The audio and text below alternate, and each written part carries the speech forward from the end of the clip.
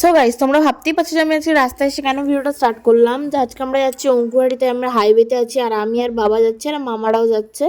So চলো যাওয়া যাক। আর ওখানে গিয়ে আমরা ফার্স্টে 20টা শাড়ি কিনে নিয়েছি ইয়েলো কালারের, আর 10টা শাড়ি বাকি ছিল, সেটাই আমরা খুঁজছিলাম যে কোন দোকানে পাওয়া যাবে। আর শাড়ি কিনছি তার কারণটা হচ্ছে আমার সামনে কিট্টুর অন্নপ্রাশনের। কিট্টু মানে তোমরা ভাবতেই পারো যে কে, কিট্টুটা হচ্ছে আমার ছেলে।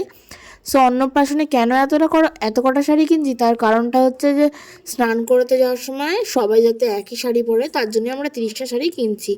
আর এখানে আমাদের শাড়ি কেনাও হয়ে গেছে। আমাদের গাড়িটা কোথায় পার্কিং করেছি সেখানে যাচ্ছে। এখানে মার্কেটটা শুক্রবার করেই বসে, যারা যারা যাও বা জানো তারা তো জানবেই। আর ওখানে ভালো ভালো কালেকশনও থাকে। আর দেন আমরা বাড়ি এসে যাওয়ার পরে এখানে আমার কিট্টুর ফটোশ্যুট চলছে, তো তোমরা দেখো ফটোগুলো আমি এখানে অ্যাড করে দেবো। কেমন লাগছে না লাগছে সেটা তোমরা অবশ্যই জানাবে। Like, comment, share and subscribe করতে একদমই ভুলো না। Keep watching.